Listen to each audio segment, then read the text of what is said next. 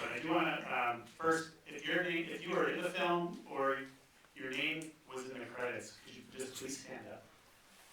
I think a lot of you are here.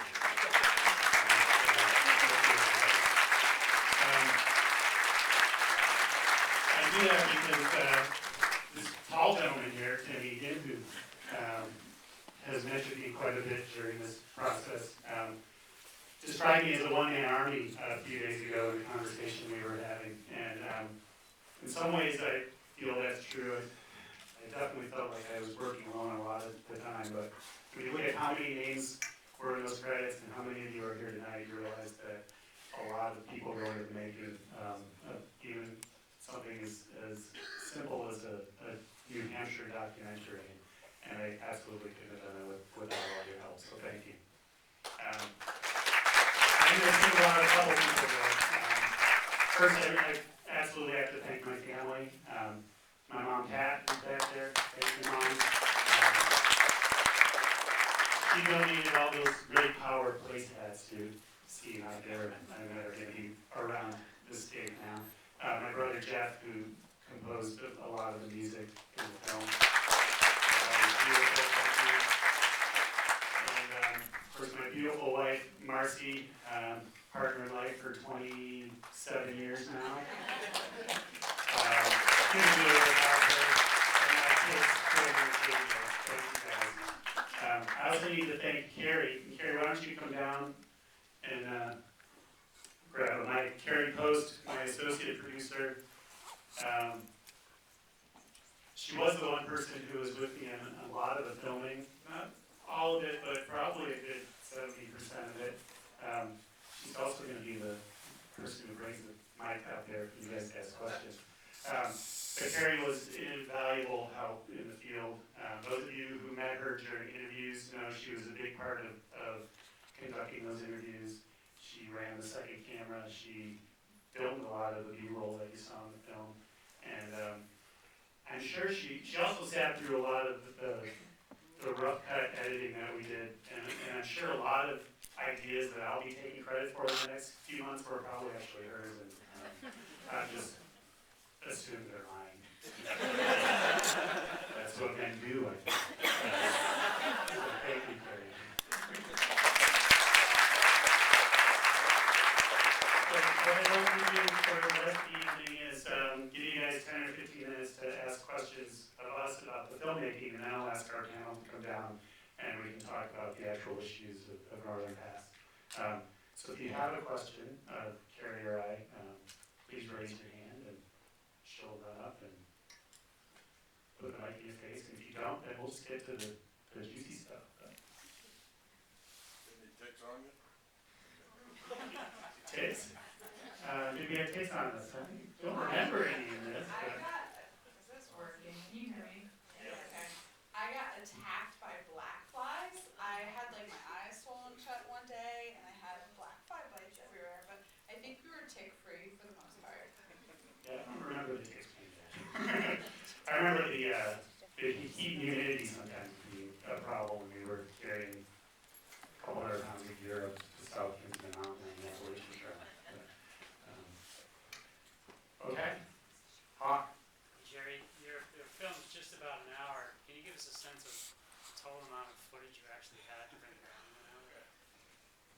It's I don't know how many hours. It was about 1.5 terabytes of data. I know that. There's probably 20 hours of interview time that I had to edit down into probably 35 minutes of interview time that you saw in the film. And that was the hardest part. Absolutely. You and everyone said so many great things that we could have let go for half an hour, but obviously we can't do that. And what to cut was a lot harder to choose than what to put in, for sure.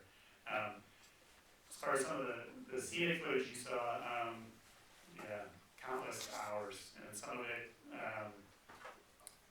sometimes took days, a couple of days to get 20 seconds worth of footage for some of the things that we put in the film. Right. I was going to say those time-lapse sequences, what you see as 5 seconds could have taken us 6, 8, 12 hours easy just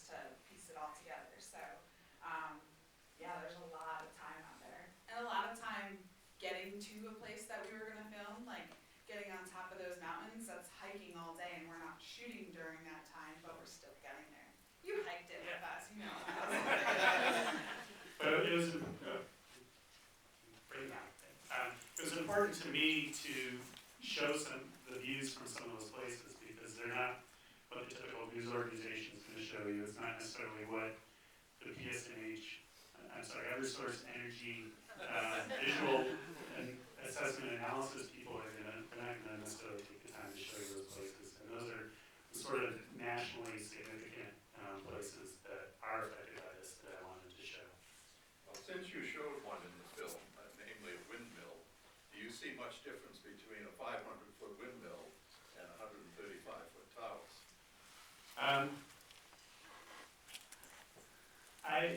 Personally, I find wind towers to be more aesthetically pleasing, but it does depend where they're sited. And I'm not convinced wind energy is the solution to everything either. I in particular, up in Phillips Brook, the wind towers up there, I do sometimes, I feel sad when I hike up in National Forest and see those. Sometimes I look at them and I think they're kind of interesting and can be beautiful, but at the same time, they do take away the wilderness feel as much as some electricity transmission line towers would.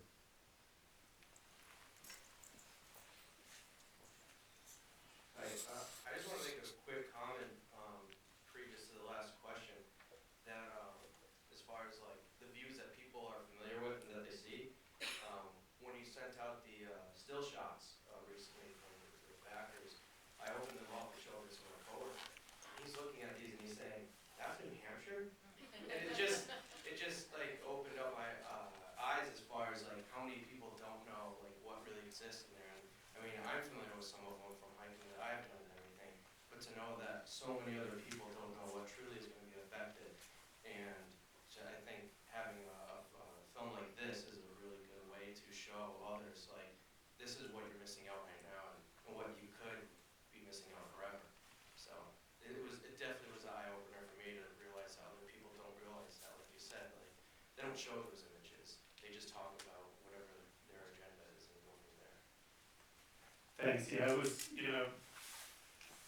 as an artist, I feel that I had my own way of maybe talking about this issue through the visuals that you don't necessarily get when talking about the math, the technical specs of all this stuff. That's really important too. But I think there's through art you can sort of get your feelings into the discussion as much as the technical aspects of it. Well, I grew up in northern Illinois. It's really flat there. And, I feel, to me, the White Mountains are extremely dramatic from where I came from. So I feel a drama here that I try to portray in my imagery that maybe some people who are used to different mountain ranges wouldn't feel. I live here in Concord, and I'm just wondering, what are the next steps that a person who lives in Concord can take? Do you think we need a referendum? Do you think we need to get this on the ballot? Or, is there an organization within, the Northern Pass community that's opposing it to go directly to the Department of Energy? So what are your suggestions? Do you have suggestions from what you've learned in doing all of this that you can give us here tonight to take home?